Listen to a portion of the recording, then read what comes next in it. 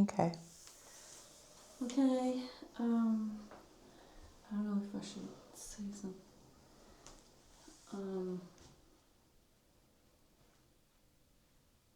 I'm scared to say your name. I can say my name. Yeah, so Tia, Salmela Keobuonpheng. Keobuonpheng. Yep. Yeah. Yep. It's. Good job. Thank you. So you have Sami ancestry from the Finnish side of Sami. And from the Swedish side. Yeah, also from Swedish. Yeah, interesting. Yeah. So how do you reconnect with your Sami ancestry? It's been more recent. I grew up knowing that I had Finnish heritage, and it was a big part of my life and my family identity and cultural identity. We grew up with Finnish words, with Finnish food, with, names for things like that. When I was 18, I went to Finland as an exchange student. And I wanted to go specifically there so that I could reconnect with my heritage. And so I feel like as an American, a lot of people reconnect to their heritage, but I feel like my Finnish heritage was always a part of my identity. And then when I lived there, I established a connection with the living culture of Finland that was modern and not of my ancestors, or even my grandpa was, he grew up speaking Finnish, and he spoke Finnish as his mother language his entire life. I think he thought and dreamed in Finnish. And he actually went to Finland the same year that I was an exchange student. He was 85. It was his first time there. And he started speaking with my friends in Finland, and all of their jaws dropped because he was speaking language that was 100 years old. Yeah. And so as an American, when you think about reconnecting, it's a lot of what is part of the American version of culture, like Finnish American culture, is rooted in, generally speaking, 1900s, early 1900s, and then how that culture was preserved and carried on here. But it's obviously there are the same roots, but it's different. I learned when I lived in Finland that it was different. It continues to grow as Finland versus holding something precious and preserving it from an older time. So that was my sort of framework for understanding connecting to culture and connecting to heritage. And it wasn't until I started doing artwork and started exploring or examining this kind of feeling of grief, like a void, and of not knowing either of my grandmothers, that I started mapping out my family tree. And there are people in my family that had already, they were the keepers of the ancestry. In my mind, they knew everything. The whole tree was full. And that's not really the case. There were gaps in the tree. And so I started to build my family tree on Ancestry.com using the information that my family had. And I learned that my grandfather's grandmother, my maternal grandfather, his grandmother was listed as being born in Norway. Oh. And way up north, the northern coast of Norway. And I asked my mom, I'm like, did you know that that Grandpa's grandma was born in Norway? And she said, and I remember it like it's a song, because I knew my grandpa. I grew up with my grandpa. I was born on his birthday. We celebrated every birthday together. He was born in 1911. I was born in 1977. There was a lot of, at one point in time, I was 22 and he was 88. You know, like there were a lot of really beautiful number echoes in my connection with him, but also he was the one grandparent that I really knew growing up. Both of my grandmas died around the time I was born, and I didn't know my other grandfather. So when I asked her this, his name was Helmer. He had already passed. So when I asked her, I'm like, did you know that his grandma was born in Norway? And she said, oh yeah. She was the one born on the northern coast of Norway into a reindeer family, and she was in charge of biting the reindeer balls. Oh. And I looked at her and I was like, what? Oh, And she's like, that's what Grandpa always said. oh my God. And I was like, is that even a thing? Like, and then, you know, this was probably, this was 2021. Like it was, the pandemic was still like we were still, like my kids weren't going to school at that point in time. You know, like in the US, my kids were home almost an entire school year. And they were at our house. This was the first time that we had them over, my parents over, for a very long time. So the conversation changed quickly, but then by that night I was like, yeah. I started looking it up and I'm like, oh, it is. It's an old traditional way, actually more humane way of tamping down the testosterone of the male reindeer so that they can grow large enough to dig down under the snow to get the lichen for the rest of the herd. And I'm like, wow, like this is mind-blowing. Yeah. And what does this mean? You know what I mean? Because we grew up entirely Finnish. Like in Minnesota, in the US, a lot of people say, they use the phrase 100% Finnish, which we can examine now and understand the problems with that and the mentality that is tied to, right? Like it's tied to an assimilation of even just the concept of race and different types of humans is so problematic and I believe a tool of colonialism. But it also then becomes a little bit of a clue for some people here that maybe they were covering something else up. You know, coming to the US, I'm 100% Finnish, yeah, means I'm not anything else that I'm not Sami for sure because of the discrimination that they likely faced already back at home. So what that led me on a really long journey, because when I put her information into Ancestry, you know, it's really amazing how quickly you can access all of the information that all of the research that other people have done, if you know your names up to a certain point. And so I just went with it and followed where other people's research allowed me to make the connections in my family. And she was born in Norway. Her mother was born in Kaunisvaara, and her father was born in Vettasjärvi. Both of those places are in Sweden. But they're also in the Tornedalen region, which means that, you know, that area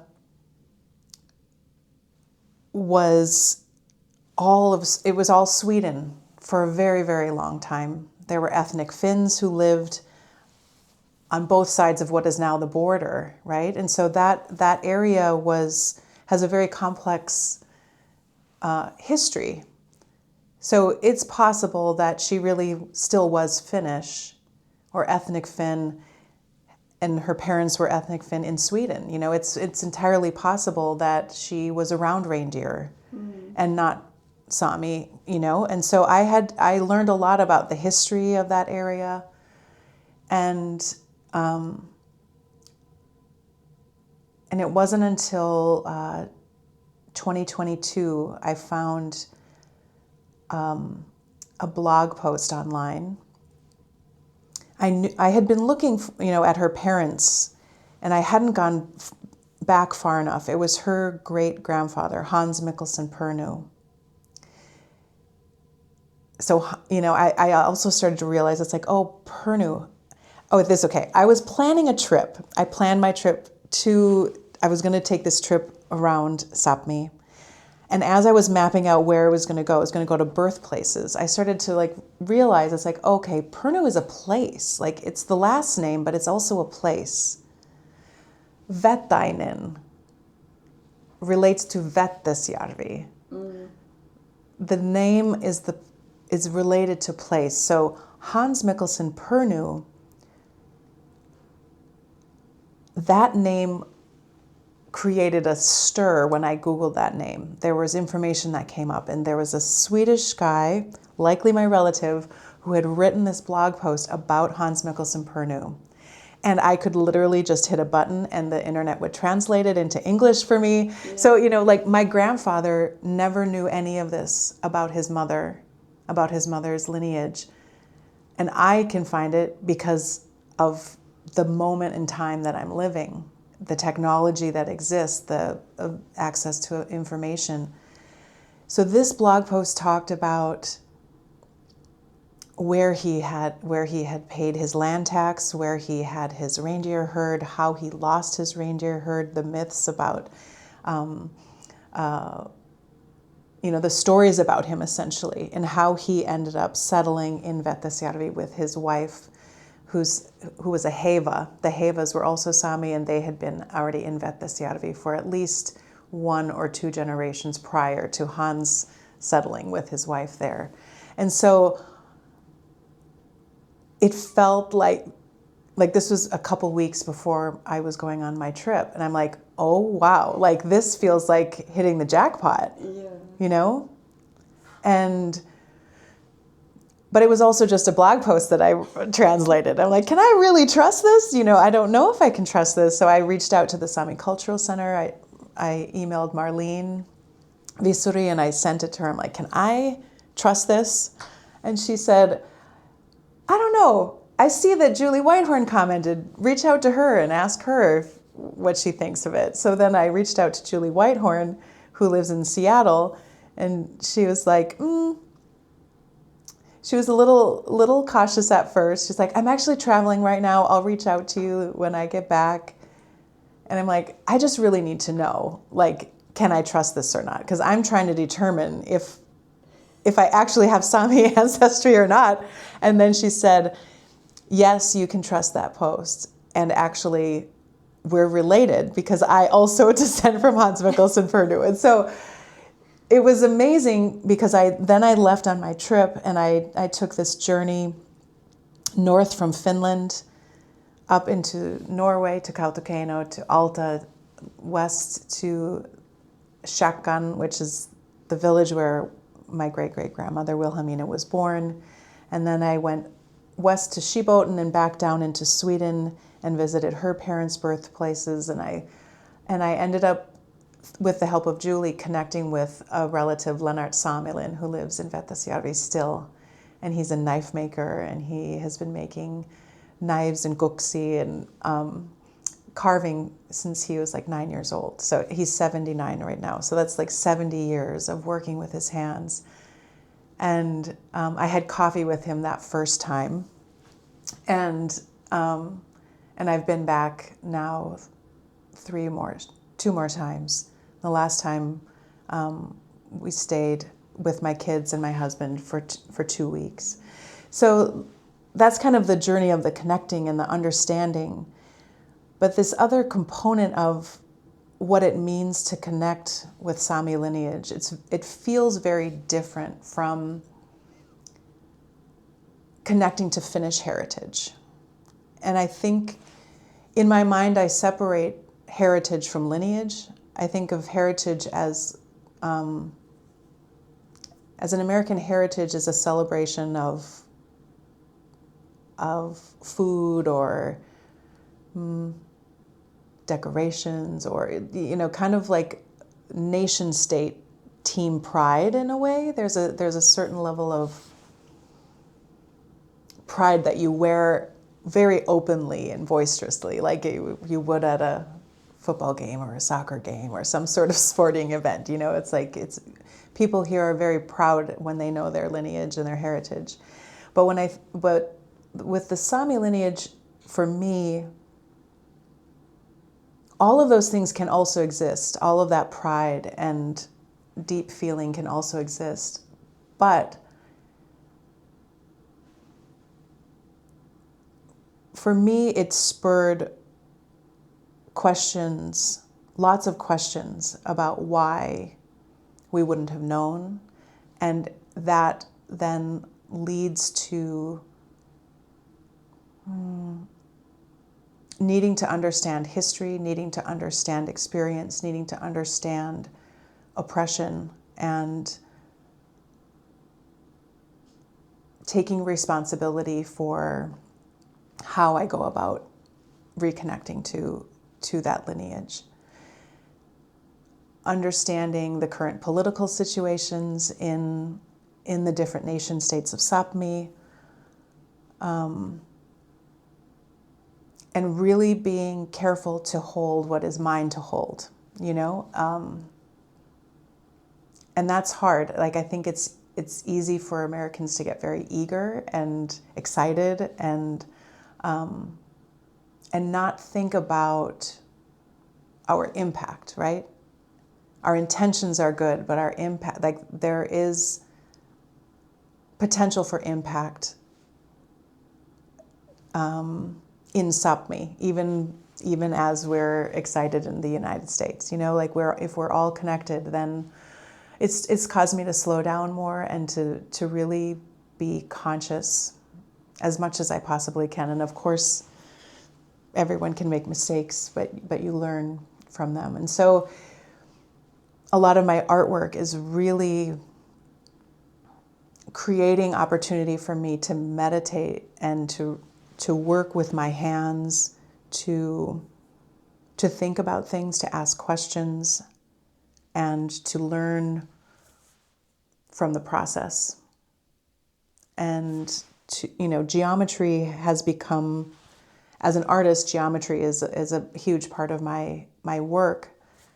It's in some ways the visual language that I use, and it's symbolic of this shift in how I see the world. And at the base, at the very simple level, it's like the difference between a line and a circle, right? Mm. You know what I mean? Like, you think about time differently. Yeah. Start and finish versus constantly coming back around to things. So as an artist, this discovery of the story, my grandpa's story, yeah. about descending from a ball biter, I mean, it's kind of badass, right? Like, me and my siblings sometimes do that. We're like, ball biter! Like, it's pretty hardcore. But anyway, we shouldn't make light of that. But, that came in right as I was learning to engage with geometry. Like, the geometry part, the way I came to geometry was through my son's 4th grade distance learning class.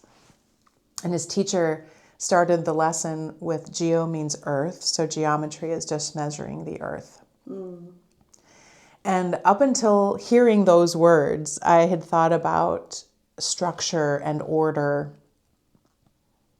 as systems that I needed to fit into, boxes that required me to squeeze or contort myself or behave to fit into. And I think that that's tied to assimilation, right? Like, we change ourselves, we change our stories, we mislabel ourselves in order to fit in and to not stick out. Because we know that the branch that sticks out gets cut, right? So to hear that geometry, this very perfect order, was actually reflective of the earth, felt liberating.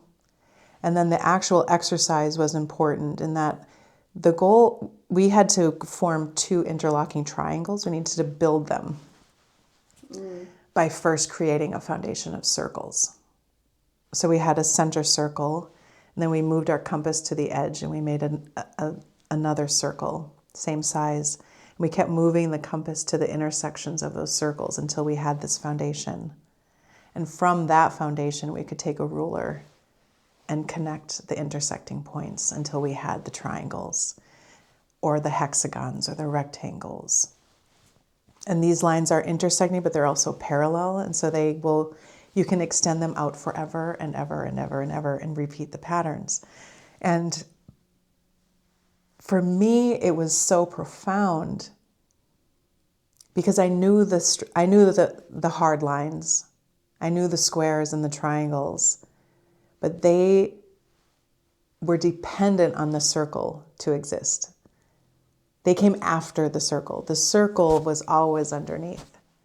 So all of this linearity, rigidity, black and white, binary way of thinking, right and wrong, good, bad, all of that stuff, all of that came after the circle. So I feel like I needed to, I've sunk down into this other level of seeing the world that just so happens to coincide with Sami values, Sami worldview, indigenous worldview. And it just so happens to coincide with a time in the world where we are pushing the earth to its limit, and our value system really needs to change if we're going to continue to exist on earth, right? So I feel in a way that it's like you talk about, like the drum chooses you. Yeah. In a way, it's like all of these, like it's fine, it's choosing me. Like these things have all converged at a moment in time when I could recognize them as clues. It's possible I'd heard that story before. I don't think I had, but it's like you have to be in the right place at the right time. In order to be able to hear it. So I was ready to hear that story at that moment in time. I was ready to bring all of these things together. And so I take that with the same level of responsibility. That what is my place and how do I fit into this larger circle of existence, and what do I have to offer? And what is the thing that only I can offer, right? Yeah. Like I think that is what I'm learning to go for, or to find. And maybe that's what it means to me to reconnect to my Sami lineage, but it's also I think it's the lessons that were lost, maybe, to a certain extent, Yeah. I also think of like the mind versus the body, and like ways of knowing, that there are different ways of knowing, and I'm learning to trust things that my body knows. Because you think about seeds, you think about plants, a seed can go dormant and still grow. So if our bodies, or even like reindeer, right? They're born and they know where they're supposed to migrate. They know the migration routes because it's in them. Yeah. So what is in me that I didn't recognize before? Or how can I work through my process I think hands are a really big part of it for me. I mean, neuroscientists talk about when we work with our hands, it changes the chemical makeup in our brain, but it's a really important part of my work to understand and to awaken things that I know in my body so that my brain can recognize what it is, Yeah.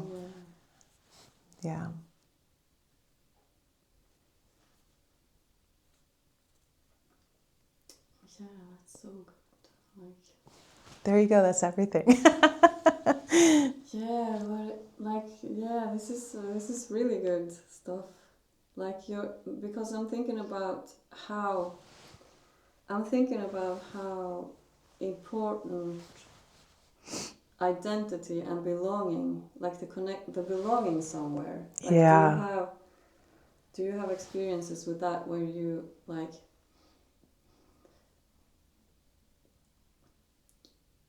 Yeah, you were talking like, I don't know exactly what I want to ask, but like, because I have experienced that. How important the identity is, like how important it is to actually do things from your own self. Like, I'm not sure if I can. I'm not sure if I'm. I mean, I understand. I think I can sense what you're asking about belonging. Yeah, like. I think that a lot of Americans just have a sense of not belonging. Yeah, you think so? Yeah, that's a little bit of my question. Know? Did you feel like before? I mean, I definitely felt that personally, and I have thought that it was just me and that I'm special and unique like that I don't feel like I don't belong. And maybe I am. Maybe everyone else does feel that they belong, but I think it's probably more prevalent than we realize. Because I think when you don't feel that you belong anywhere, it's really easy to isolate oneself and to think that you're the only one, you know? But I think that it only makes sense that when you are disconnected from a place where you do belong. Like so I'm married to a man who was born in Laos, and he was almost 9 years old when he came to Minnesota with his family after the Vietnam War. They came as refugees in 1979. So they are like first generation immigrant. They are living through a lot of what I'm imagining my ancestors living through here. And so I can see in real, like for real, what it looks like for people. The difference in knowledge from my father-in-law to my husband to my sons. We traveled to Laos as a family with my father-in-law and my sister-in-law, and they all belong in Laos. I was the one that didn't belong. I was the one that, I had pictures taken of me. Random people were taking pictures of me because they'd never seen a white person before, yes. It was a really, really powerful experience to be the other and to realize that is my husband's experience all the time in Minnesota. And so there are things, even just looking at cultural knowledge, like that is lost very quickly in the span of 3 generations. Certain things come through, but it's not at the same intensity. It's not in the same way of knowing, Like my husband's knowledge is tied to the land. He has memories of being there as a kid, where his younger brother probably doesn't as much. He was too young, so at each age, like there's all of these factors that are at play. But when it comes to belonging, I don't think I'd ever witnessed belonging like that.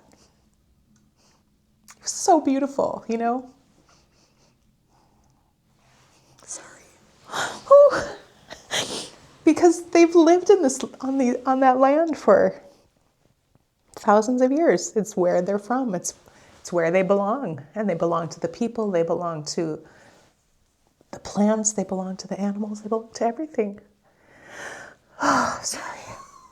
It was so beautiful, you know?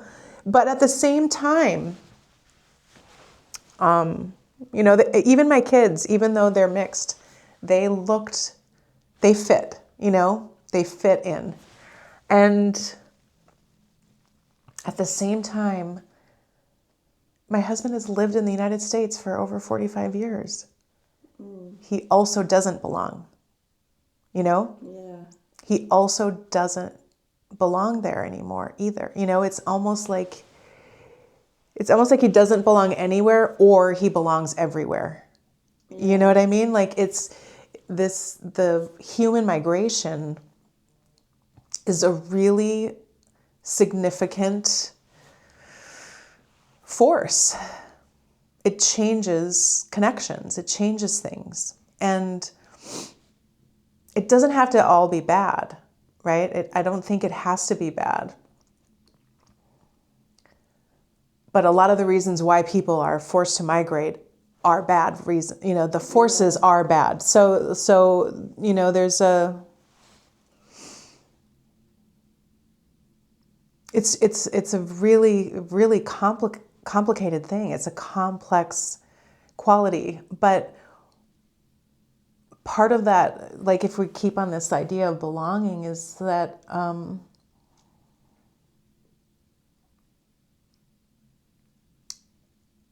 and I'll talk more about my experience as a white person, is that there is a price.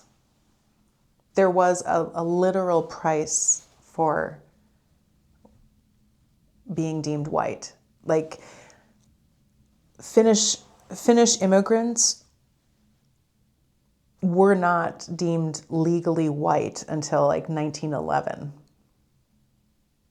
And when they were classified as white, there were literal rights that they gained. So like, it's like an exchange. Like, I will give up performing my culture in order to fit in to get these other rights. Like, it's really ugly. Do you know what I mean? So if you think about how many people, one, who don't even know their lineage, you know, at this point, there's a lot of people who have such mixed lineage that they don't even know where to begin. They don't have the connections to cultural stuff. But like, even those that do, there is a real, at the very best, longing, right? There's a longing for their connection, and there's a pride in the heritage, right? Like it's like holding on to the threads as tightly as possible, but we forget what they're tied to in a way, because we don't have the physical experience to it. The body is so significant, right? Like the way that we know in our body and through experience is really important. And that's why for me, like traveling back to Sapmi is so powerful. Being in the village where Wilhelmina was born was so powerful, because in a way it felt like going home, even though I had never been there before. Part of me felt like I was returning. That part of her that's in me was returning to this place that she never got to go back to when she was alive, you know? So that longing is real, and the desire to belong is so real. But it takes a lot. I mean, like, I think about this a lot because I'm a full-time artist, and this is part of my work. But most people who work like a 9-to-5 job, or who aren't artists, who don't make their living obsessing over emotions and these, you know, conceptual ideas, it's really hard to put into words the feeling, you know? And that's what I think is so powerful about when I make the work, it's meaningful for me. But to have my work on exhibition and to witness a person have an emotional reaction that doesn't make any sense to them. It's like, I don't know what it's awakening in them, but it's awakening something, right? And so I think there's just a lot that's under the surface, that's so far under the surface that it's hard to access and it's hard to describe. But the disconnection is real, the longing is real, and the desire to belong is real. Yeah. And I also understand that it's possible that I will never actually feel like I belong. Do you know what I mean? It feels so good to be in Sami. Like I love being up there, north of the Arctic Circle, on the tundra, on the coast. Like I never knew, but like I love I love the coast of Norway, you know, thanks to Wilhelmina. But like, as much as it stirs my body, I also understand that like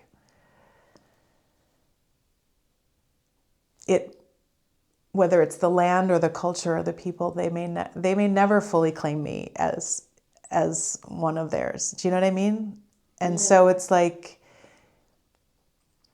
holding the space between the desire and the reality. It's like you have to kind of learn to love that in between space, you know? And actually, like one of my exhibitions was actually Gaskal, in the space between. It's like there's a lot to behold in the space between certainty, you know, in the space between knowing. Like, and that's, I also often share the backside of my work. Okay.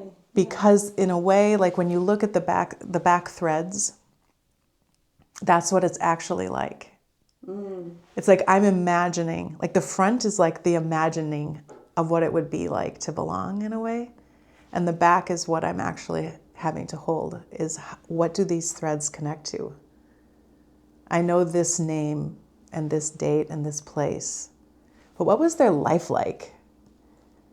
What feelings did they have? These things I'll never know. Oh. Do you see what I mean? Beautiful, yeah. Yeah, so it's like, in a way, I am building an imagined existence or an imagined reality or an imagined possibility of what might have been or what could be, you know? Yeah. And it's that relationship between the front and the back. Like I can scan pieces and put them together in an image, but physically they never exist. You cannot engage them at the same time. Yeah. And they're like, that's just the reality of life in some ways, right? Like we have as humans to hold that disconnection of what we really wish could happen and what really is, and how do we make that space just a little bit smaller, even if it's never going to touch. Do you know what I mean? Yeah. Wow, amazing. Did you know that when we saw the Gakti, we say that it's just as important that it's pretty on the inside as the outside. Oh. Yeah, that it should look neat on the inside as well, not only on the outside. Oh, I love that. Yeah. And sometimes people wear them inside out. Oh yeah. Politically, a lot right? lately. Yeah. Yeah, exactly. Yeah. So, you know, belonging. You're probably meeting a lot of people who are longing to belong. And so, you know, we create our own spaces here. But a lot of times that belonging is in the gap, right? It's in the gap of knowing. Yeah. And in some ways that's what connects us here, is the holding on to the morsels that we do know. Like you'll get to hear the stories, people's stories of what they know. And what they don't tell you is a lot more than what they can. You know what I mean? Like but it's also, it's meaningful. Like it's meaningful to have you here, to be witnessed, right? Like that's the other thing is that like, I think it's important for people to be seen, for others to witness their existence, you know? And so like, maybe that's part of what belonging is too. Yeah. Even if it's not to a large community, like a relationship with a friend or with anybody that you know is a sense of belonging to that person, right? Like, I think a lot about what it means to know people, like energetically. Like I now that I know you, like I know what it's like to be around you. And I think about it because I don't know what it's like to be around my grandmas, you know? I didn't hold them. But you can be by land, you can, you know what I mean? Like you can feel, oh gosh, I'm so emotional. But you can feel, you feel the energy of places, of people, of animals, of everything. And so like, that's another form of belonging. Like you can belong to right where you are. You try to find other ways to connect. Yeah. But in a way, isn't that also very Sami? To connect with the place that you're definitely. standing, you know? Definitely. Yeah. Your feet are connected to the earth. Yeah. And I mean, one of the I talked to you about the tundra in that one spot in Kåven, where it's like, oh man, if I could just shrink down into that tundra floor, it would be amazing. But it's like, you know, it's like we were talking about scale as well, like the scale of patterns. It's like you can go like in a very small spot in the world, there's a lot of life to connect to, you know? Yeah.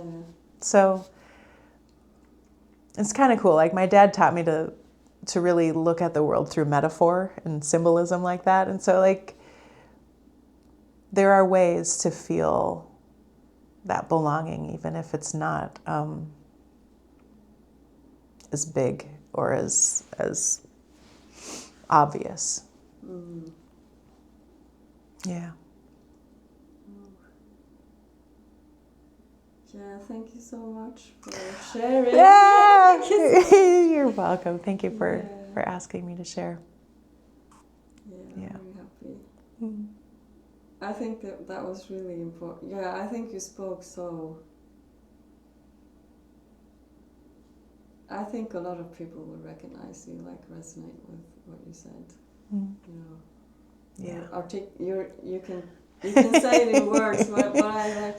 Yeah, you're good at putting words on it. I think about it a lot. Yeah. You know? But that's also the responsibility that I feel as an artist, right? Like, it's not many people get to work full-time as an artist. And so what is, like, if this is my job, there's a responsibility in my job. Like, you know, doctors have responsibilities. Architects have responsibilities. You know, so if this is my job, my responsibility is being able to communicate and express something that other people can relate to, even if they don't have the time or the energy or practice to come to those conclusions themselves. So it's like I'm doing work for everybody by thinking so much about these things, you know? So like I take that responsibility seriously. Yeah, cool. Yeah, very good. Yeah. Okay. Thank you. Thank you for welcoming me to your house here in Duluth. Thanks for coming.